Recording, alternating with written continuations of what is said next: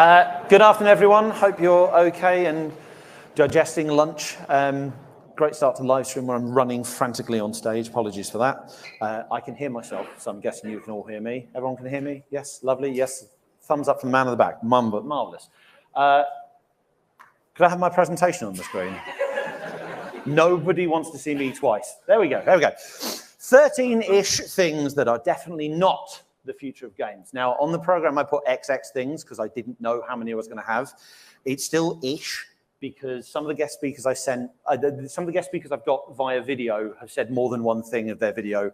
I have some guest speakers coming up on stage. They will probably say more than one thing, so I don't have an exact count for you, but bear with us, this will be fine. First of all, a little bit of a preamble. My name is James Batchelor. I'm editor-in-chief of GamesIndustry.biz. We are the leading B2B publication for the video games industry. If you're not familiar with that image, please do read our site. It's brilliant. And I've got my excellent team somewhere in the crowd because I needed at least 3 bums on seats. I am also author of the upcoming book, The Best Non-Violent Video Games. It's out August 30th. You can pre-order it now from all good bookstores. Thank you very much. The future of games. So the reason I kind of wanted to talk about this is, as a journalist, we are constantly pitched what is going to be the future of games. You go, oh, you need to be talking about this because this is going to be the future of games. Inevitably, the person saying this is invested in that thing being the future of games. And I was thinking about this when I was putting the talk together. I was like, actually, I've had this my entire career so far. So I started writing for the games industry 6 months before the Wii came out. Motion controls. Motion controls are going to be the future of the games, and simplified controllers. And then a few years later, it was motion controls and no controllers are going to be the future of games. And somehow everyone forgot that iToy happened before that. 3D TVs, they were going to be the future of games until people realized that no one bought them. Virtual reality was going to be the future of games. This one lasted a while, and to be fair, virtual reality has got a very respectable niche going on. It's not quite mainstream, but it's definitely there. It's still current present of video games, I guess. Augmented reality. This one comes and goes. It's back again. Augmented reality is going to be the future of games at $3,500 a headset. I am skeptical. Blockchain and NFTs, they're going to be the future of games, say the people that are expecting to get rich if people believe they're the future of games. The current one is generative AI. I don't have a picture of generative AI, so you've got GLaDOS. Generative AI is the future of games. One last example I'm going to include, not really a big trend, but I just love this example. I once had a developer email me a couple of years back telling me they were working on, and I quote, the most revolutionary game since Tetris.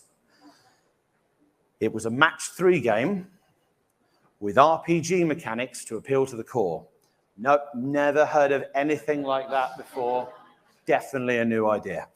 The point is, based on what I get in my inbox, it's really easy to say what might be the future of games.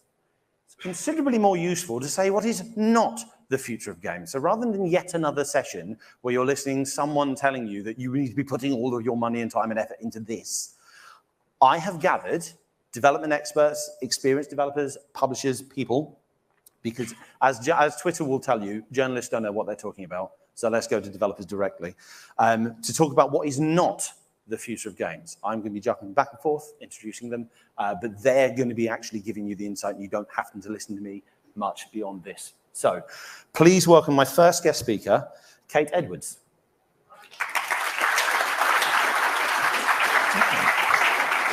Okay, I wrote this down so so I don't ramble too much. So what is not the future of games is going to be game development is a decrease in the need for global adaptation of content, leveraging both localization and culturalization skills. Localization and culturalization to some degree have been leveraged for decades as a key method to maximize the exposure of game content, and the need for this research will not decrease for 2 key reasons, one positive, one not so positive. The first positive reason is because, as I think we all know, games continue to grow as the world's largest form of entertainment. That's not going to slow down anytime soon. So as new markets continue to open, there's always going to be the need to continue to localize and adapt the content.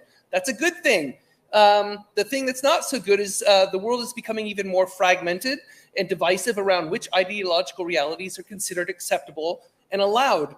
As more governments and institutions are doubling down on the restrictions which force content creators to choose which market realities they will serve and which ones they must exclude. So what before was a straightforward content adaptation for market accessibility and in turn increasing sales is now becoming a much more complex survival challenge for companies to navigate real-world geopolitics and cultural battles over mindshare while striving to define their own values, which dictate how, when, and why they will make accommodations to a particular worldview, or they'll change something or not change something. Will we sell in China, not sell in China, et cetera, et cetera. So in short, now is the time to be fully cognizant of this dynamic within creative content, essentially adapt or die. How game companies respond to this tumultuous period will highly influence their survivability. There you go. Okay. Thank you, Kate. And I think I owe you an apology. I think I originally said 2 or 3 minutes, but we do actually have 5 for each speaker, so you didn't need to. But I'm sure if I'm sure if people want to come and ask Kate afterwards for a bit more information, like Kate's brilliant to talk to, so yes, please do talk to Kate. I also have some via video, partly to stop myself running up and down the stage. So let's hear from Shahid.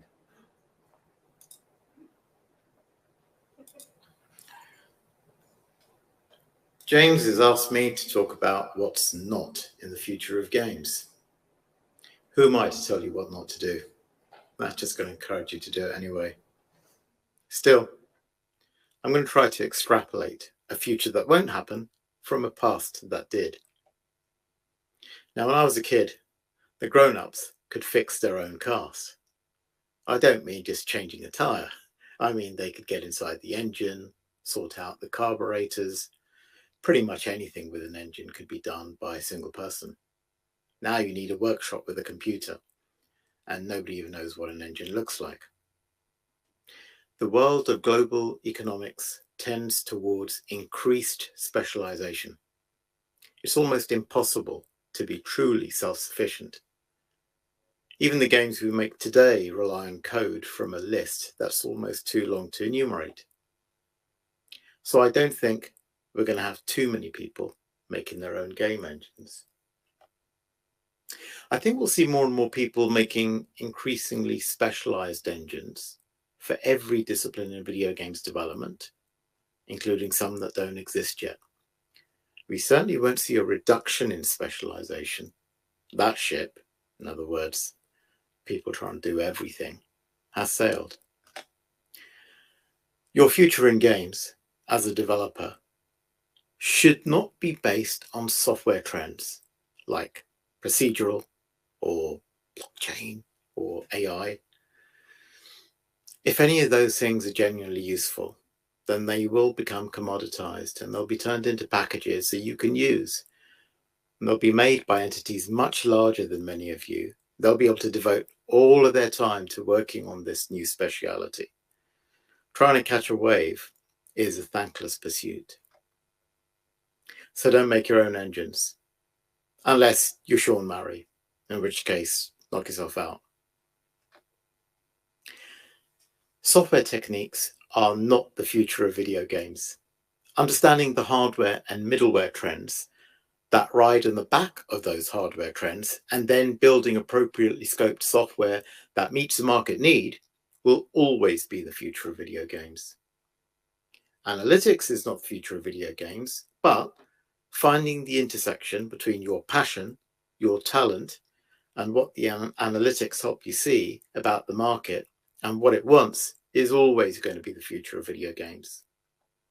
Finally, take everything I say with a pinch of salt. As usual, every predictor of the future is never around when the time comes for them to receive the obligatory egg on their faces.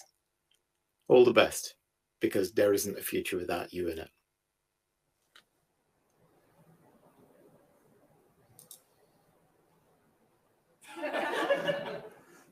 Very dramatic ending there from Shahid.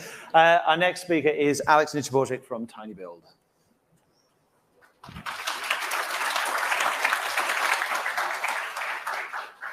So I have 20 minutes, yeah? Five. All right.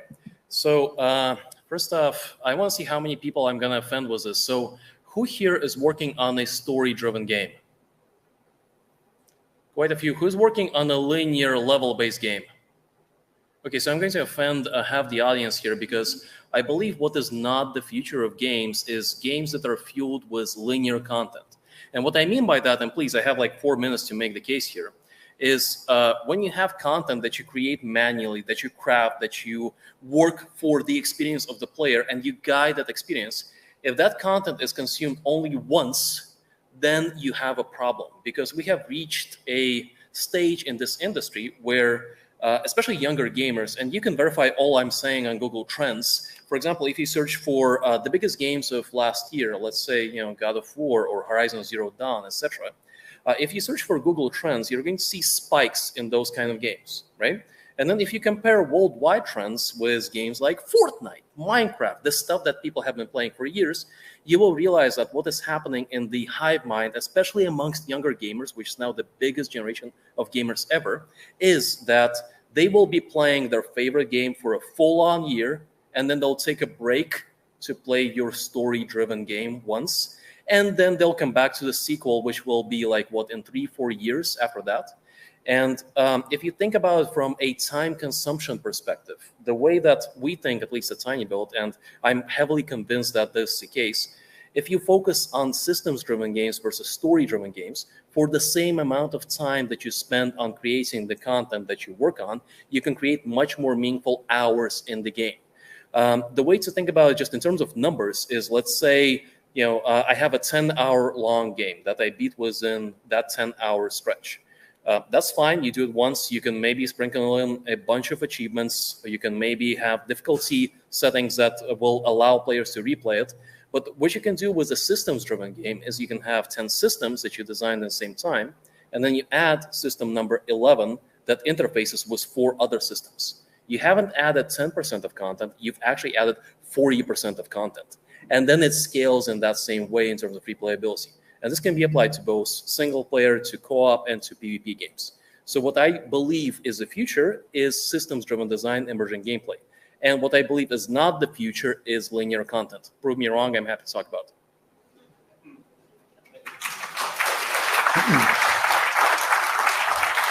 Thank you so much, Alex. Someone else who didn't get the 5-minute memo, not you, Alex, the next person. Jorg didn't quite get the 5-minute, so this one's nice and short. I think the one thing that games should not be called or reduced to is content. Content is an attention-seeking data pack that serves only one thing. It's the thing that's sitting within. But games should be an event in themselves. And so let's have some respect for what we make and not call it content anymore. That's it. Don't call your games content. But huge thanks to Jorg, because he was the first person to reply to me very quickly. So, okay, next up we have another guest speaker, and I'm hoping he's in the room because I've actually seen him since the start. And letting blank faces. Guy, are you here? Marvelous. John, then, is our next guest speaker, and it's another video one. Hi, I'm John Ingold, and I'm the narrative director of Inkle, and which means I mostly am a writer, actually. And I'm really scared at the moment because I think AI is going to take away my job, because AI is soon, in the future, going to be writing all content for video games. And that's because it can do such a good job. I mean, so much better than the mediocre writing of game writers, right? I mean, let's ignore all the quality games that are beautifully written that we celebrate the writing of, like, I don't know, Jedi Survivor or Spider-Man or Guardians of the Galaxy or Elden Ring or Monkey Island. And that's just listing the things that happen to be on my PlayStation screen. And let's ignore the fact that everything AI writes is unbearably dull, and you've never actually asked GPT a question and not skim-read through the answer because you can't be bothered to read all of the words that it likes to put in. And let's also ignore the fact that, well, I mean, AI writes like a Linux guy explaining its favorite flavor of operating system. I mean, honestly, if AI had written anything good at this point, we'd all know about it because it would have been shared on the internet. Somebody would have said, oh my God, have you seen this incredibly gripping and emotional and heart-rending short story that was produced by GPT? But that just hasn't happened. And it's not because people haven't thrown thousands of prompts at it. The infinite monkeys are out there on the internet working on this problem as we speak. It's just that the results are not going to be found. I get the hype. Of course I do. Language models, we shouldn't call them AI really because there's nothing remotely intelligent about an interpolator. But a language model is a very impressive technology. It's just a technology that's struggling to demonstrate what it's actually for. current claims of creativity are a bit like restaurateurs saying that the blender is going to revolutionize the kitchen gourmand scene. You know, I mean, I can't choose a good film at random from the reams and reams of rubbish on Amazon Prime. So I don't see how an AI constructing things at random itself are going to produce the detailed work of a true film. I think that's infinitesimally unlikely. And the appearance of coherency, which currently is its major selling point, is a very impressive feat technologically, but it's also a pretty low bar for a piece of writing. Even Dan Brown can manage coherency. I mean, we can and we will use language models, maybe even in games, for important roles like spell checking and like tidying up procedurally generated content so that the commas are in the right place. Because, as a species, we're very happy already to burn 0.2 grams of carbon to Google the opening time of the shop down the road rather than simply remembering it, or what the current time in America is rather than just understanding time zones. Using an LLM to generate dialogue for a game, however, will result simply in a low quality game. And I think, I feel like we've already seen a few examples this year and previous years, perhaps across the course of the industry, of low quality games that have rather regretted the fact that they turned out to be low quality games. It's quite a lot of money that people put into an individual game project. So it seems to me rather unlikely that they would risk the farm on the results of an AI writer. I mean, would you? It would be like saying, we've produced this beautiful art, this beautiful gameplay, we've licensed this expensive IP, and now I'm going to get my 8-year-old son to write it. However, I'm going to make sure that he doesn't get to see any of the pictures or understand any of the context. Let's just go with the flow on this one. I don't think that's going to happen. Language models, and the image ones and the voice-to-speech ones, and all of them, really, they do one thing well and one thing only, and that is mediocrity at scale. So, if that describes your game, if your game is going for mediocrity at scale, then AI will be the solution for you. Especially if you want your characters, your NPCs in the world, to routinely say really gripping things like, I'm sorry, I'm not allowed to answer that, or as a large language model, I can't possibly tell you the way to find the dragon to kill for the next generic quest in your quest. For those of you chasing the dream of AI characters who will respond to your input appropriately while staying on track, maintaining the plot, adapting and flexing themselves around your every little individual quirk, and not introducing elements that simply aren't supported by the rest of the game mechanics, or inventing locations that don't exist, or objects that you can't see or pick up, I suggest that you try D&D. For those of you looking for a freewheeling, undirected experience, which seem they can go anywhere, and they have no structure or endpoint, and they can be beautiful and hallucinogenic and wonderful and expressive, then I suggest you try mushrooms. And for those of you who want to hear a good story that's well told and filled with surprise and delight, just kind of keep doing what you're doing. Actually, there isn't really a problem with game narrative right now. We don't need to solve it. We're doing really well, actually. So nah, I'm not worried about that at all. And it's interesting that the people who tell you that we should be worried are mostly the people who were trying to sell you rubbish pictures of monkeys last year. So I kind of think, I'm not sure I trust them. I don't know. Do you?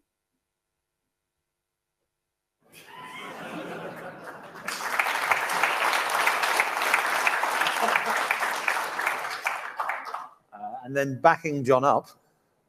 Hello, everyone. This is Hannah from Feel Better, and JB has asked me to answer what is not the future of games, to which my answer is AI-generated NPC conversations. I saw some chatter about, like, wouldn't it be amazing if you could go up to an NPC and have a real conversation with them, and they could say, like, you could talk about anything? No, it wouldn't.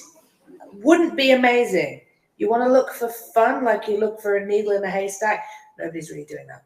But you want to try and poke around looking for fun in a game? No, you want fun presented to you on a plate. You want 3 or 4 dialogue options with this person. They have to be interesting, juicy, fantastic, move the plot forward, tell you something about them, give you a secret.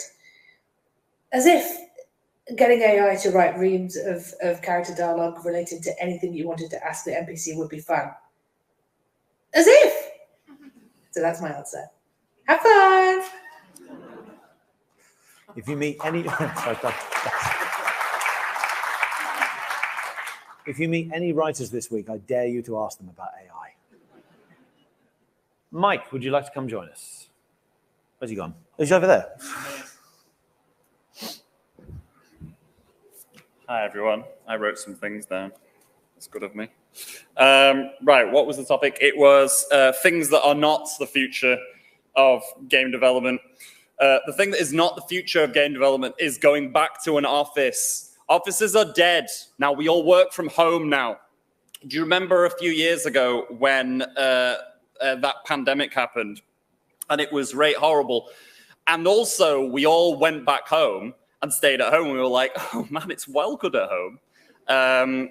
I just get to do all of my morning meetings in my pants now. Why would I want to go to an office? Here are other reasons why offices are bad. Offices are a waste of money. They cost loads of money. Home doesn't. You're just at home. You roll out of bed. No money is exchanged. Commuting is for idiots. I commuted at one point. It was shit. It was like, do you know what's the worst bit about commuting? You don't get paid for it. Why does no one question that? Why do you just like, oh, I'll travel an hour and I'll travel, maybe there's bad traffic. It's terrible and it's the worst. Also, it's killing the planet. You're killing the planet if you work in an office because of the cars and stuff. So stop doing that. Now, if you are working from home, there's a side point to this, which is that webcams are for the devil. Stop trying to make me use a webcam in meetings. You can hear my voice. Seeing my face isn't going to make the meeting more interesting. You know, if you force people to use webcams in meetings, it's just because you want to get the idea that they're interested in what you have to say. When I'm talking on a call, I don't care if the people are listening. I don't care if in the morning meeting, Zion is still in bed and he's just on the morning meeting just with the phone against. I don't care. Do you know what I mean? Like we're at home. I'm in my pants. I shouldn't really say where he could take the morning meeting from. I mean, I have worked from home now for 17 years. I had a brief stint of commuting for 10 months, and it was bad. I have worked from home for 17 years, and look at me. I'm great and really normal. So it's probably going to work really well for you as well. So in conclusion, if you work from the office, you're wasting money. You're sat there in the office, you're telling people stories, they don't give a shit. Listen, I'm sorry, they just don't care what happened on your weekend. Just get in, get out. That's what's great about doing work on Discord or Slack. You just say the things that need to be said and you stop wasting time. And also you're killing the planet. Did I already say that? Yeah, and you're killing the planet as well. That's it. Any questions? No? All right, good. I'm glad we're all in agreement. Goodbye.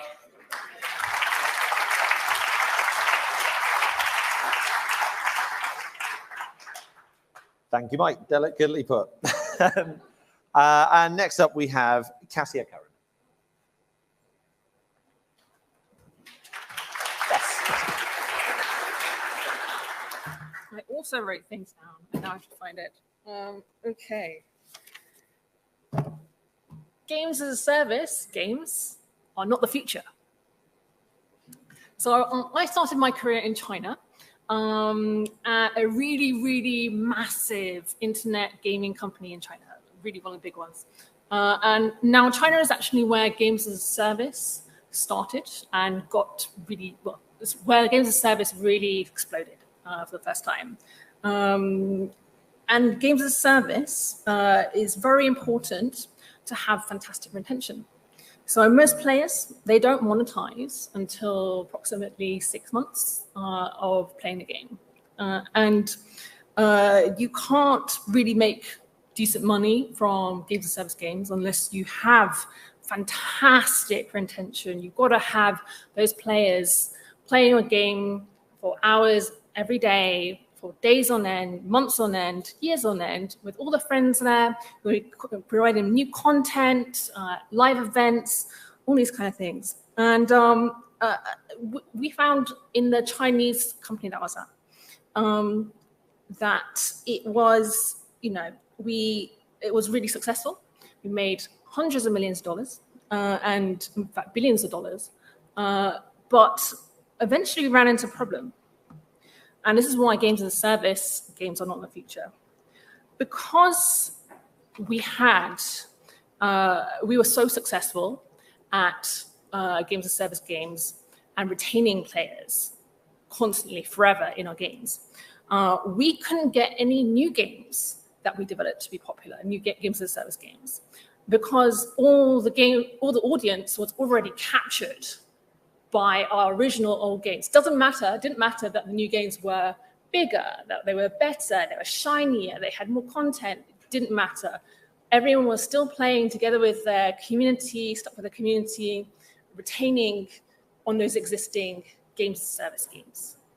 And my company was like, you know what, premium games are great. You can just throw new games every few months or every month or so to the audience, and they'll just keep buying it. So let's do premium games. And why I say that games as service games is not the future is because we've already hit peak games as a service. So players will be that are playing Fortnite, playing RuneScape, playing League of Legends. They'll be playing that for a long, long time. And there'll only be like a few, very, very few new games as service games that will break out like once a year or once every 2 years. So this is why actually you should think about premium games, especially for small indies, as a business model. Games as service games is not the future for a small indie. Thank you. Thank you. Thank you so much, Cassia. Okay, I have mucked up here slightly. Last year I did a similar talk and I managed to cram 20 people into the session and we overran by about 30 minutes.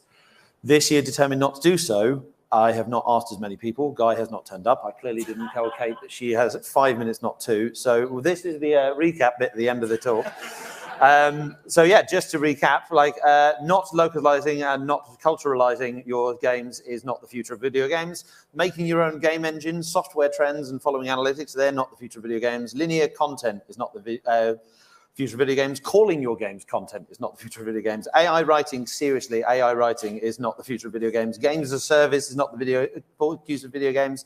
And going back to an office sounds like it's not the future of work, let alone. So we have a couple of options. I can either, right, we've got a couple of options. I can either bring all of my speakers back on stage. We have not prepared them for this at all, and you can ask them questions. Or I know people in this audience will have opinions on what they think is not the future of the game, so we can pass around the mic. Or we can just go to the bar 15 minutes early.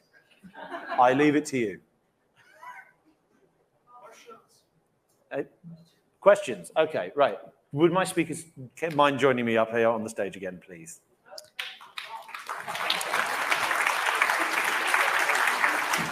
Okay, so we've got a microphone that we'd need to pass around the room. So if anyone that does have questions to ask our panel, if you could put your hands up in the air, and one of our red shirts will run a microphone to you. Speakers on the stage, if you could go to the podium to answer, because we are not prepared for this. Neither was I. Question down the bottom. Questions when there were no questions. That's not how this works.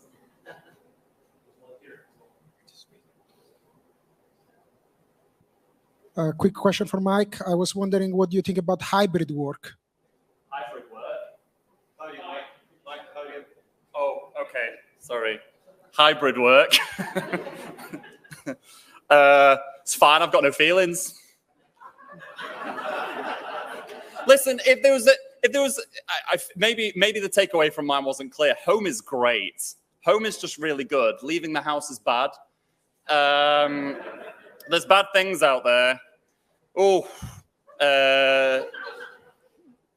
death is out there for all of us. It's at home as well. I'm not saying you can't die at home, but in general, home is the best place. And thank you.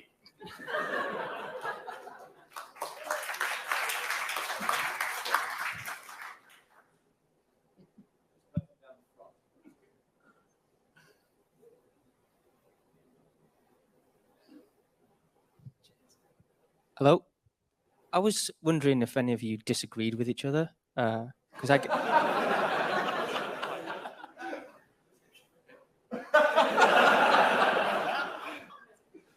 Mike, I actually, okay, so for publishing, I do agree that when you have a lot of asynchronized process in the company, you don't really need to be in the same place, right? As long as you can synchronize time zones. I strongly disagree about development, because development requires a lot of iteration, and that requires, like, your anecdote about like no one gives a shit about what you did on the weekend. It actually does matter, because it builds trust amongst people, whom, especially when you have not met each other when the hiring process was happening. Like when you joined a new company during the pandemic, right? You know people by their avatars and their fucking face on the webcam, right? There is no way, like, when people haven't met with each other, to build trust, and that trust gets you through the hard times. And those hard times then allow you to iterate really fast. So I disagree on the development front. Okay. Do I respond? Yeah, sure. This has become a different thing, though. I take your point. Well, the way that we deal with that is that instead of having an office, I just take everyone to Disneyland, and we go to Disneyland. We had a great time, didn't we? It was fantastic. Then everybody has a little drink, and then they have another one, and then they all know each other really well. And then all of my original points stand.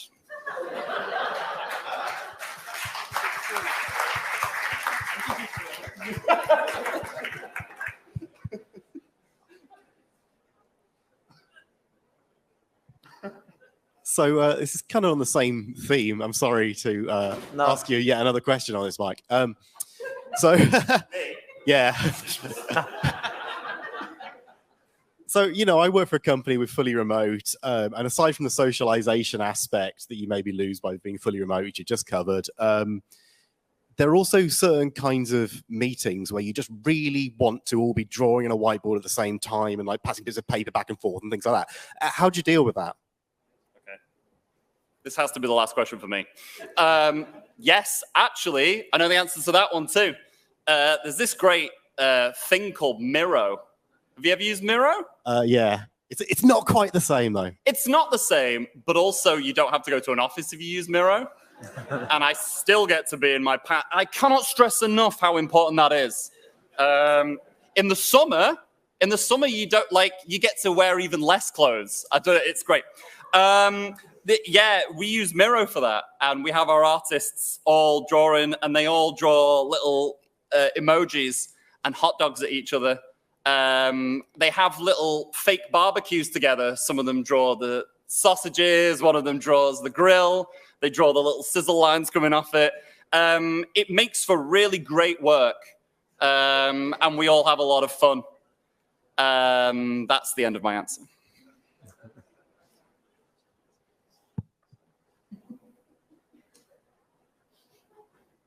Hi, Alex. Oh, sorry.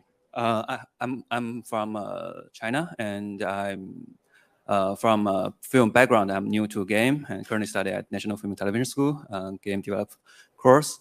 So you mentioned about the linear game. It's like not the future, but actually my dissertation working on is kind of like study. It's about the narrative, like linear narrative in cinematic video game.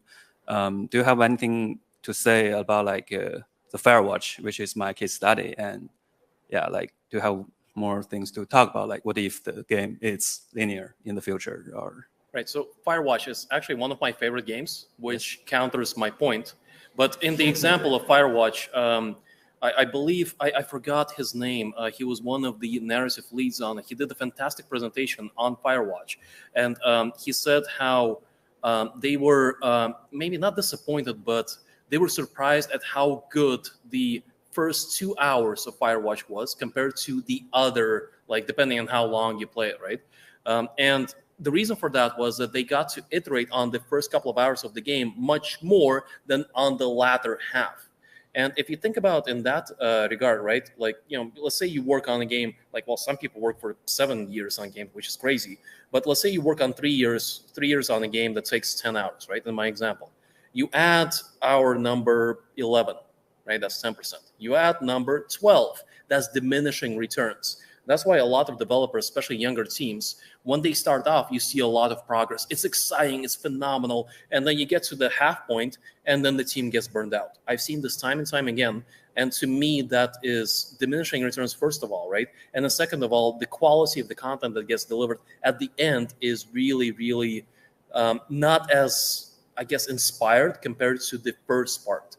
And that is why I stand by that point. But to your point about just narrative and studying, essentially film, like, we're doing cartoons right now on the side.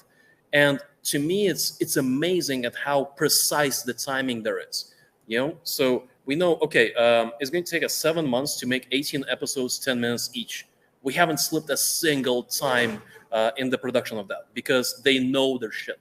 They know, like, everyone who has worked on TV production knows how those timelines work and how to scope it properly. In video games, like, how many have delayed the game here? Like, maybe 17 times. Thank you very much. Oh yeah, I do have something to add to Alex's point, which is I've done an analysis of content-driven games versus system-driven games. Take a look at the top 20 grossing indie games of 2021, I think it was. And I found that 19 out of the top 20 top grossing indie games released that year were system-driven games. There was only one game that was content-driven, that was already well in the wisps. So yes, I think you are very much correct. Anyway.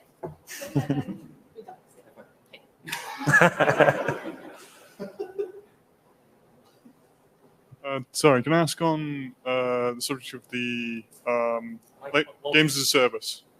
Sorry, what? Yeah, I see. Sweet. Games as a service. You mentioned that you found it impossible to sell the same game, new games to people who are already playing a service game. Did that not just lead the company to trying to chuck more and more content into the popular game? And did they do that? And did it work? Did it reach some kind of threshold? Or yeah, so those the games, like the original games that that company developed, are still really popular and is still some of the top grossing games in China.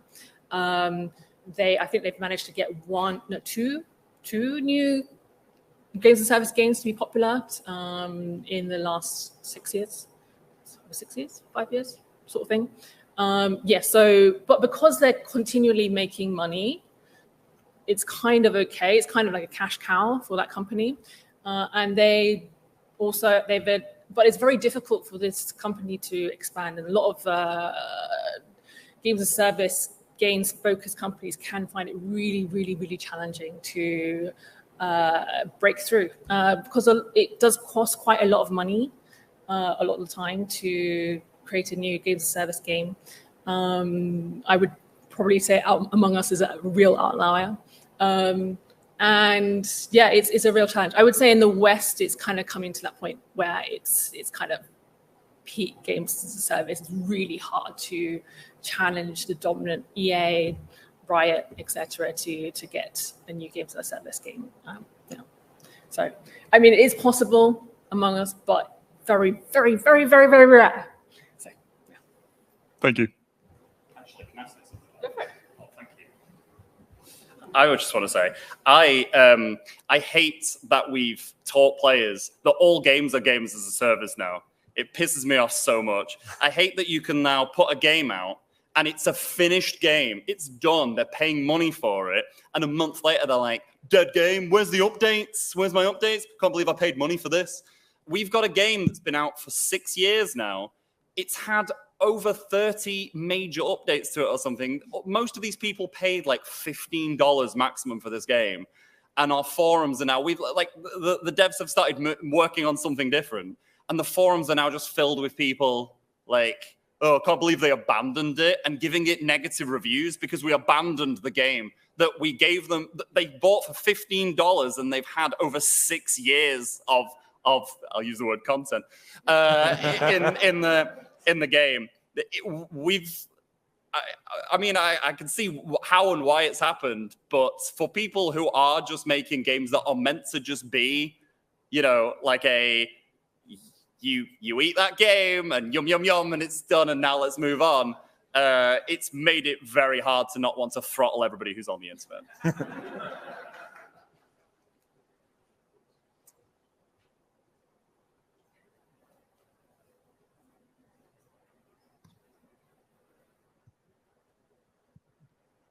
One thing no one's mentioned is kind of subscription game bundles like Game Pass. So does that mean you all think it is the future of games, or is it not the future of games? What's your view on those kind of subscription bundles open to everyone? No one wants to hear my thoughts on it. No one does. Does no one else want to vote? Oh yeah, guy didn't turn up. Game Pass is shit. I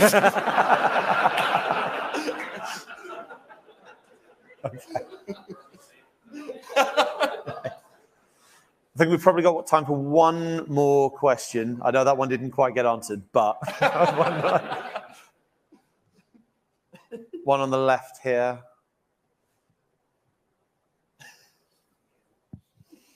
Just about games as a service again. It seems they've kind of like made the expectation that all online games ever for the future will be games as a service.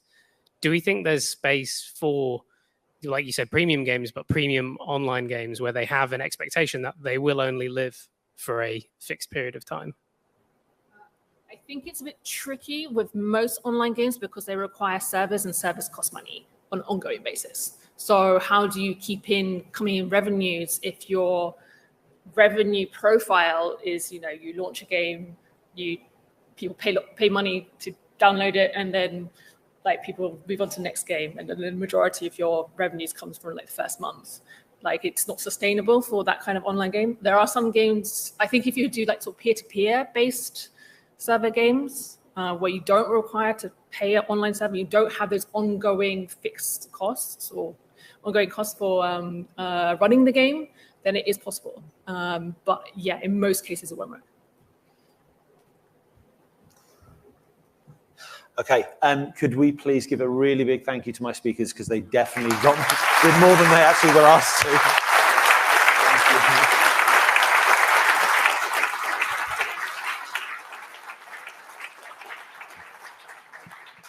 And now you can all go, so I can apologize to the four of them.